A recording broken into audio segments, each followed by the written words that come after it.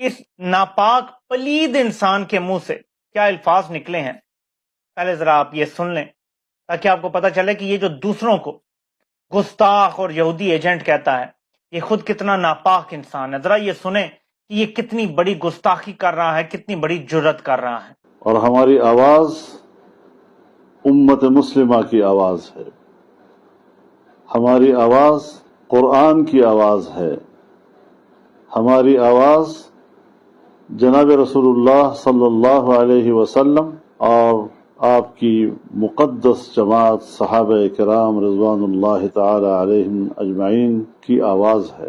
اس ناپاک دین فروش ملا کی یہ جرت ہے کہ یہ کہہ رہا ہے کہ اس کی آواز قرآن کی آواز ہے، اس کی آواز نبی پاک صلی اللہ علیہ وآلہ وسلم اور ان کی جماعت صحابہ کرام کی آواز ہے۔